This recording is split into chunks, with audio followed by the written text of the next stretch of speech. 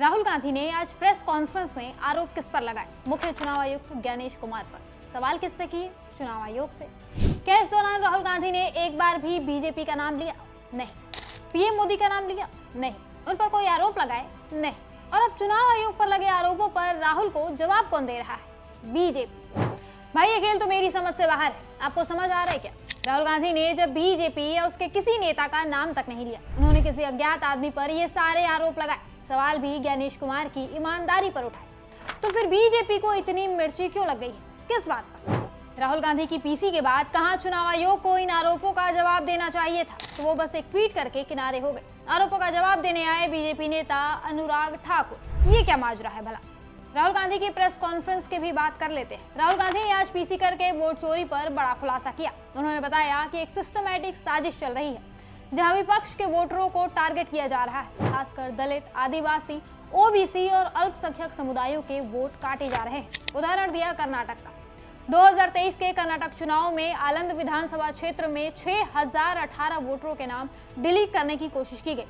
राहुल ने कहा यह सॉफ्टवेयर के जरिए किया गया। उन्होंने बताया कि फॉर्म 7 का दुरुपयोग हो रहा है। राहुल गांधी ने यह भी कहा कि आईपी एड्रेस, ओटीपी ट्रेल्स और डिवाइस पोर्ट्स से ट्रेस किया जा सकता है कि ये काम कहां से हो रहा है, लेकिन चुनाव आयोग ये डिटेल्स नहीं दे रहा। राहुल ने एक टाइमलाइन दिखाई। कहा कर्नाटक की सीआईडी ने 18 महीनों में 18 लेटर भेजे चुनाव आयोग को।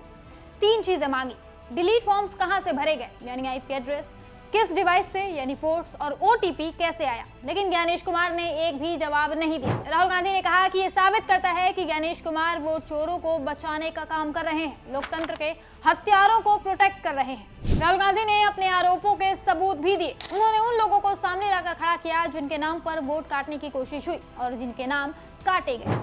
सबसे पहले उन्होंने उदाहरण दिया गोदाबाई का। गोदाबाई के नाम पर किसी ने फेक लॉगिन क्रिएट किया और 12 वोटरों के नाम डिलीट कर दिए। फिर गोदाबाई से पूछा गया कि उन्हें उस बारे में कोई जानकारी है या नहीं, तो पता चला कि गोदाबाई को इस बारे में कुछ भी नहीं पता। एक और चौंकाने वाली बात सामने आई। इन 12 लोगों के नाम डिलीट करने के लिए अलग अलग राज्यों के नंबर्स का इस्तेमाल किया गया है। राहुल गांधी ने दूसरा उदाहरण दिया सूर्यकांत का। सूर्यकांत की पहचान चुराकर 14 मिनट में 12 वोटरों के नाम डिलीट कर दिए गए, जिसके बारे में उन्हें भनक तक नहीं थी। राहुल गांधी ने सूर्यकांत को स्टेज पर बुलाकर सबके सामने खड़ा किया और उनके मुंह से सच सुनवाया। सूर्यकांत की पहचान चुराकर जिस बबीता चौधरी का नाम वोटर लिस्ट से डिलीट किया गया, उन्हें भी राहुल गांधी ने सबके सामने खड़ा किया और कहा कि अब चुनाव आयोग जवाब दे कि ये सब कैसे संभव है। कुल मिलाकर इस पूरे प्रेस कॉन्फ्रेंस में राहुल गांधी ने कहीं भी पीएम मोदी या बीजेपी का नाम नहीं लिया, सिर्फ ज्ञानेश कुमार पर सवाल उठाए। लेकिन तब भी बीजेपी तिलमिला गई है। अब सवाल यह है कि राहुल ने किसी अज्ञात आदमी पर आरोप लगाए तो बीजेपी को इतनी मिर्ची क्यों लग गई? क्यों अनुराग ठाकुर जैसे नेता मैदान में कूद पड़े?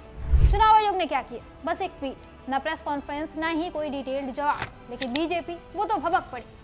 बीजेपी की ये तिलमिलाहट तो यही दिखा रही है कि यहाँ दाल में कुछ तो जरूर काला है।